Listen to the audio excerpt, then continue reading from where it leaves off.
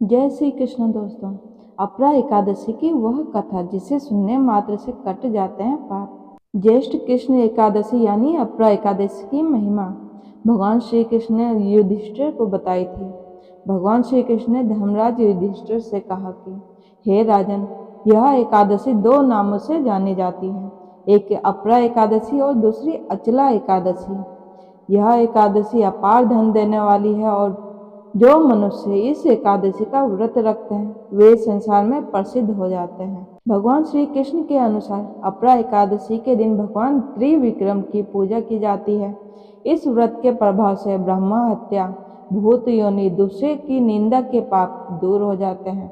इस व्रत के प्रभाव से पर स्त्री गमन, झूठी गवाही, झूठ बोलना, झूठे शास्त्र पढ़ना, झूठा ज्योतिषी बनना, झूठा वेद बनना जैसे पाप कट जाते हैं। मुरलीधर भगवान श्री कृष्ण के अनुसार जो क्षत्रिय युद्ध से भाग जाते हैं वो नरकगामी होते हैं, लेकिन अपरा एकादशी व्रत के प्रभाव से ये भी स्वर्ग की प्राप्ति कर सकते हैं। जो मनुष्य गुरु की निंदा करता है वो नरक के भागी बनते हैं, लेकिन अपरा एकादशी इन्हें भी इनके पापों से मुक्त करती है। भगवान श्री कृष्ण ने बताया कि जो फल कार्तिक पूर्णिमा पर त्रिपुष्कर में स्नान करने या गंगा तट पर पितरों का पिंड दान करने से प्राप्त होता है, वही फल अपरा एकादशी का व्रत करने से प्राप्त होता है। भगवान श्री कृष्ण के अनुसार अपरा एकादशी व्रत पाप रूपी वृक्ष को काटने के लिए कुल्हाड़ी है।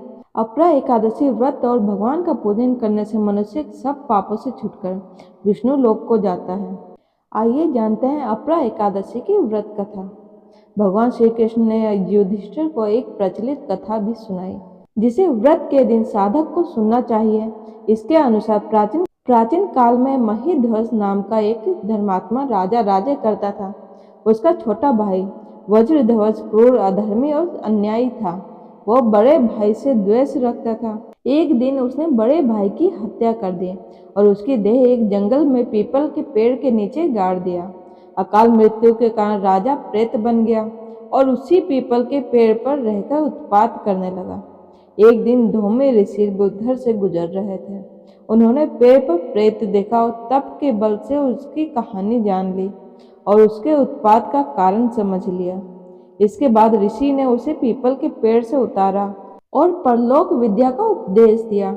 इसके अलावा ऋषि ने स्वयं ही राजा की प्रेत योनि से मुक्ति के लिए अपरा एकादशी का व्रत किया और उसे अगति से छुड़ाने के लिए व्रत के पुण्य फल को प्रेत बने राजा को अर्पित कर दिया। इस पुण्य के प्रभाव से राजा प्रेत योनि से मुक्त हो गया और ऋषि को धन्यवाद देता हुआ दिव्य देह धारण कर पुष्पक विमान से स्वर्ग चला गया। भगवान श्री कृष्ण ने युधिष्ठिर से कहा कि हे राजन, यह कथा मैंने लोक हित के लिए कही है। इसे पढ़ने और सुनने से मनुष्य के सभी पापों से मुक्ति हो जाती है।